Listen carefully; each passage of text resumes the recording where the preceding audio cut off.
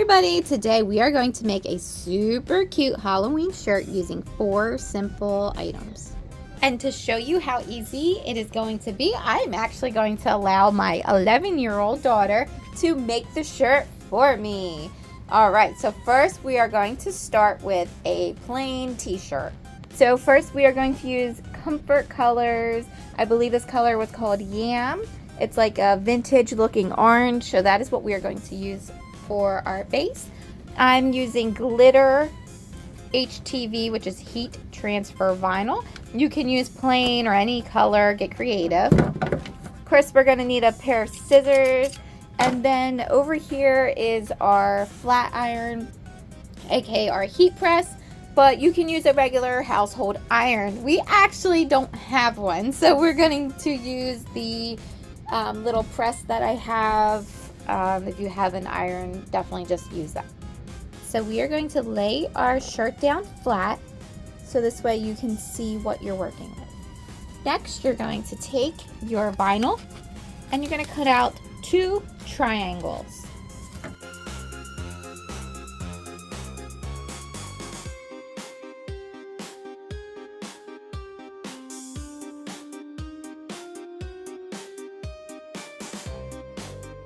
Next, you are going to make the mouth of a pumpkin.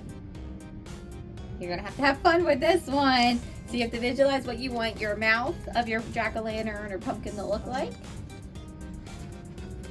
Okay, you know how it has like with the teeth? It's kind of like a crescent with teeth? Yeah. All right, good luck.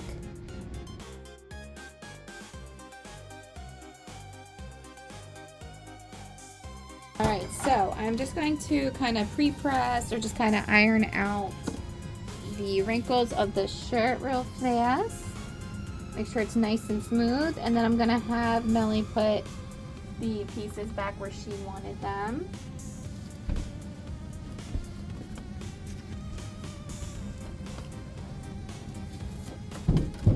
Now, as for heating time and temperature, you're going to go off of the vinyl that you purchased.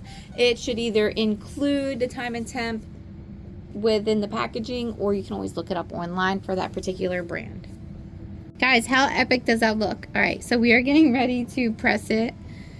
We did forget the nose, but Melly hurried up and made one real quick, so we are all ready to rock and roll. The other thing I did not tell you about that you're going to want to use, I always put parchment paper or butcher paper on top of my heat press items just to protect my iron. I know a lot of people say you don't really need to do it because of this plastic on top, but me personally, I always use some kind of cover. Alright, so we're going to start with our mouth first. I let Melody choose which one she wanted to do, the eyes or the mouth. Is that good right there? Mm-hmm. Alright, so if you have, I'm actually going to move all this out of the way just because I don't want it to heat press until we're ready to really place it. So I'm going to go ahead and put it on here. The one that we are using, I believe, takes 305 Fahrenheit and then 30 seconds. It might not even actually be 30 seconds. That might have been something else, but I'm just going to go ahead and do that.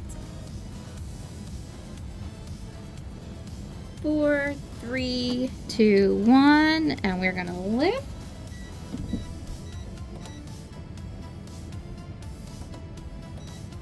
Alright guys, let's see if our mouth stuck. Yeah, and it's peeling very nice. That's step 1. Alright, Mel, go ahead and put the nose wherever you wanted it to go.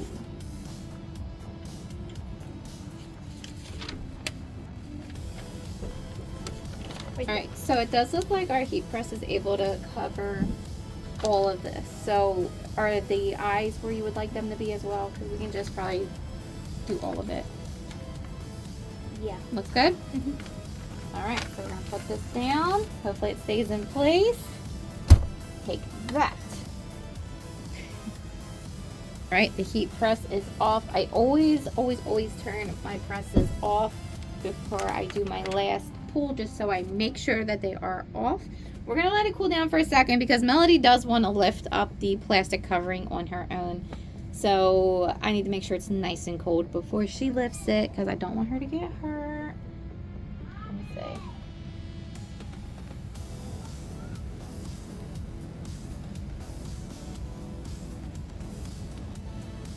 Try not to lift up the black part.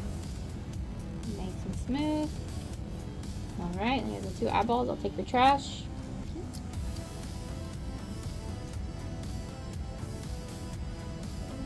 Yeah, do not lift up the black. We can always run the heat press over it. If you see a little bit of lifting, then it's best to try your best to get the plastic off if you're able to.